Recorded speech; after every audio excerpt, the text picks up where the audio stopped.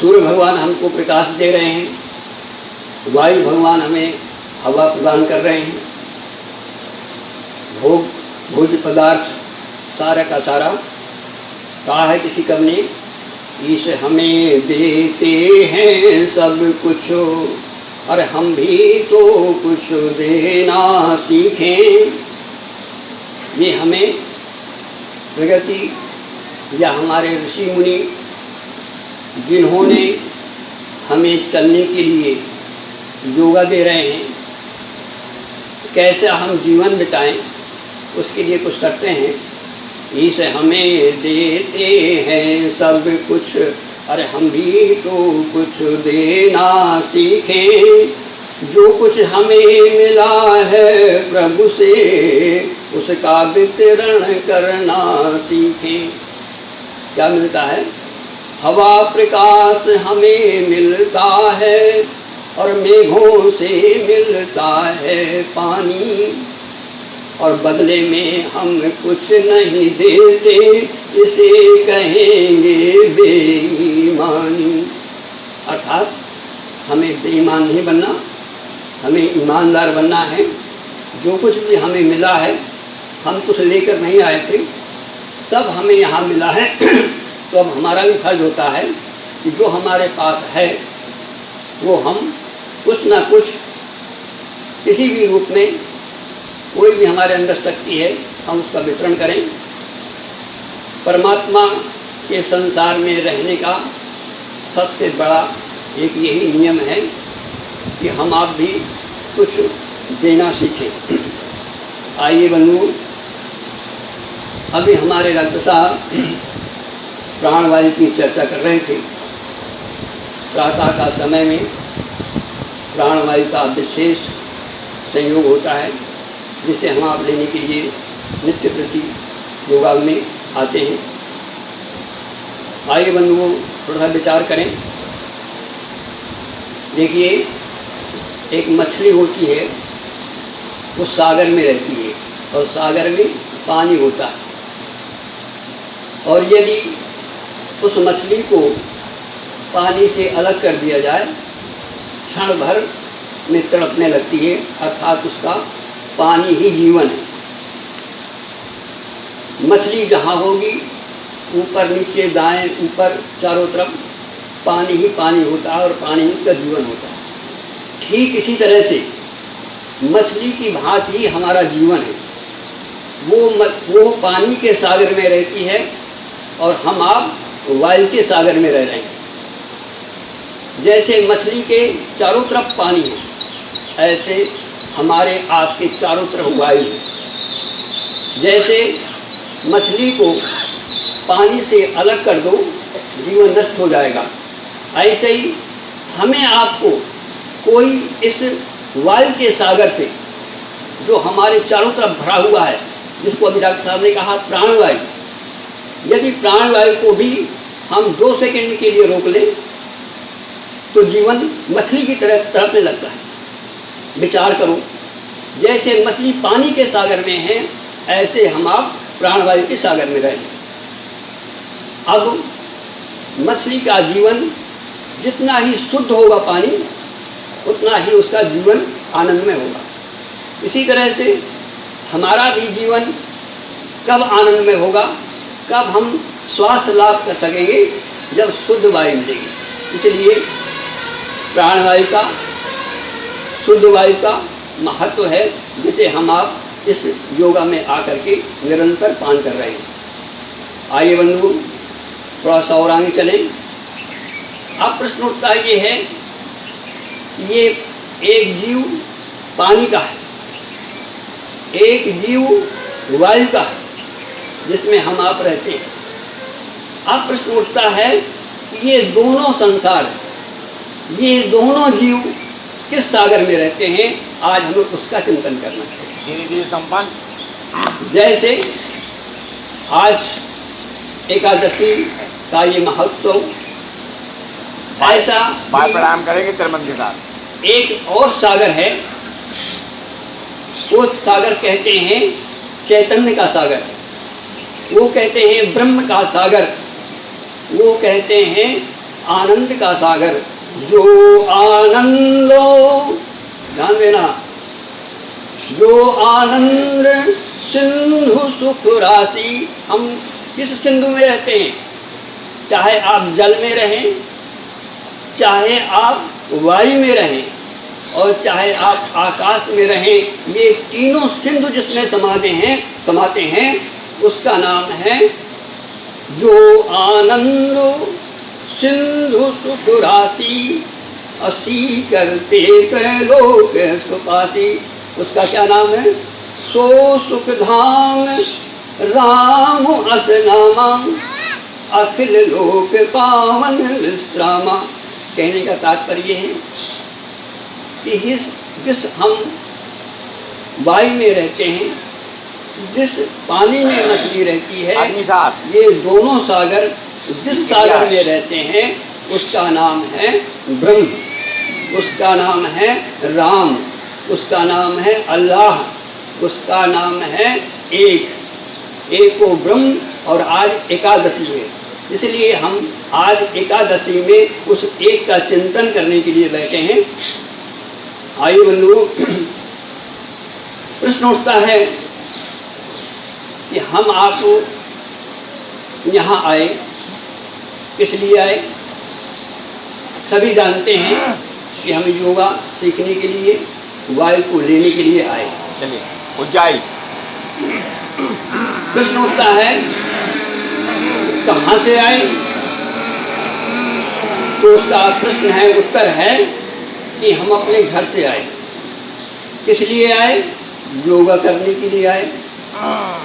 इसके बाद लक्ष्य क्या है कि शुद्ध वायु को लेकर, स्वास्थ्य को लेकर के हम अपने घर पहुंचे। अब प्रश्न उठता ये है कि हम आप इस संसार में आए, ध्यान देना, इस गल्ला मंडी में आए, योगा के लिए आए। अब हम आपसे पूछें इस संसार में आए तो क्यों आए? क्या उद्देश्य है आपके आने का? और कोई व्यक्ति कहीं जाता है तो कोई उद्देश्य लेकर के ही जाता है, और यदि उसके अंदर उद्देश्य नहीं है तो समझो एज ए पागल। क्योंकि पागल जब चलता है, पागल जब कहीं जाता है तो उसके मन में कोई उद्देश्य नहीं होता। इसी तरह से ठीक हम यहाँ इस संसार में आए तो क्यों आए? कोई कारण होगा, और उस कारण पर यदि हमने ध्यान नहीं दिया, ध्यान देना,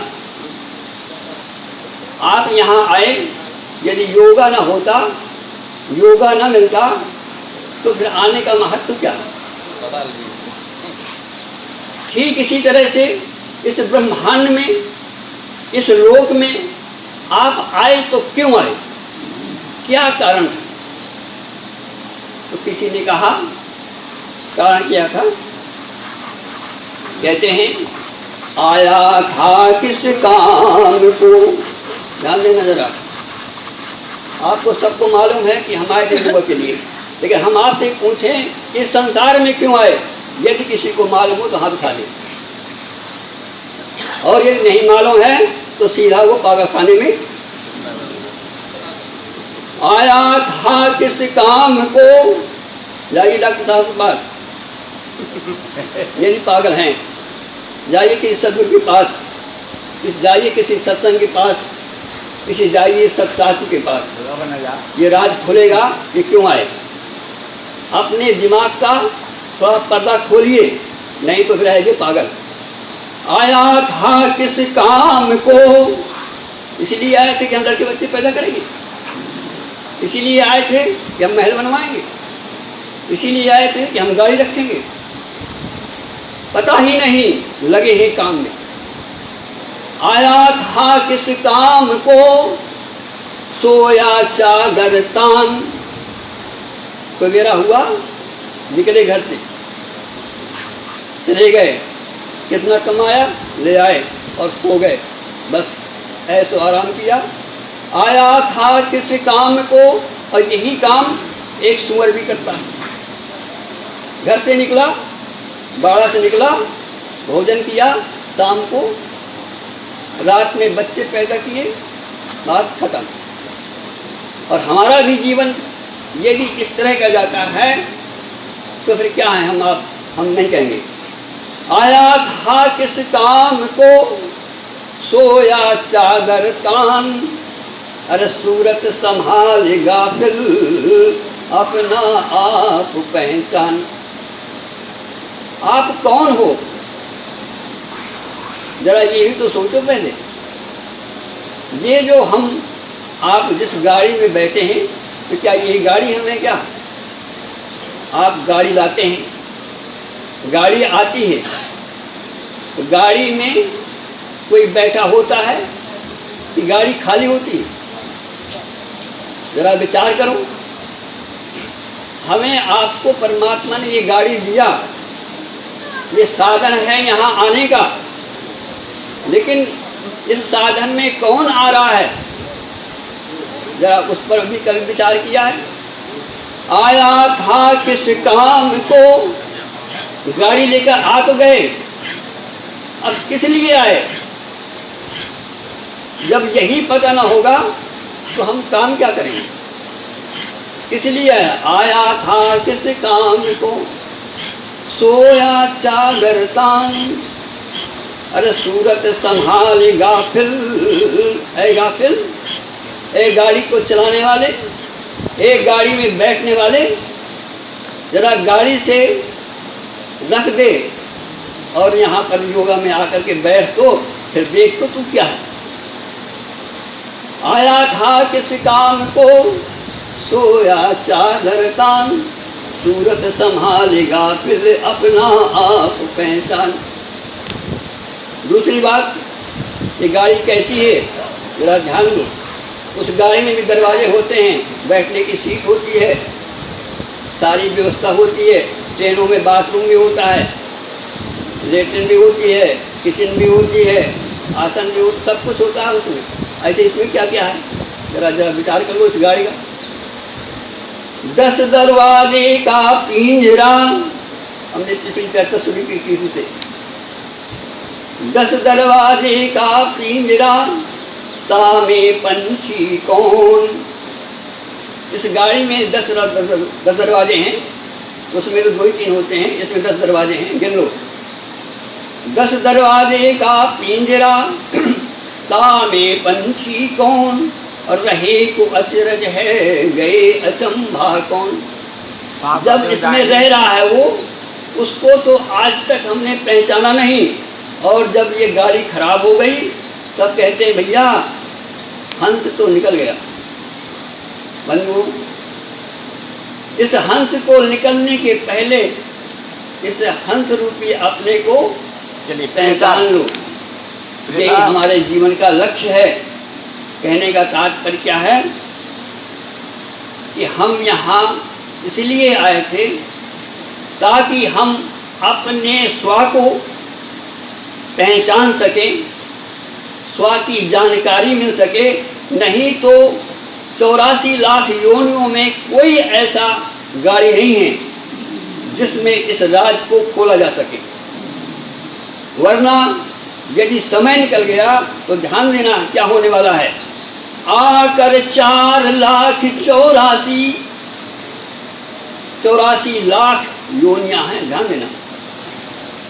ये सबसे निराली है जिसको हम आप बैठे हुए हैं, जिसमें बैठे हुए हैं। आकर 4,84 अजोनि भ्रमत यह जीव अविनाशी। इसमें जो जीव बैठा हुआ है ये अविनाशी है, ये कभी खत्म होने वाला नहीं है। खत्म तो तुम्हारी गाड़ी हो जाएगी। एक गाड़ी हमारी खत्म हो जाए, एक्सीडेंट हो गया, हमने दूसरी गाड़ी तैयार कर ली, पुरानी हो गई दूसरी तैयार कर ली।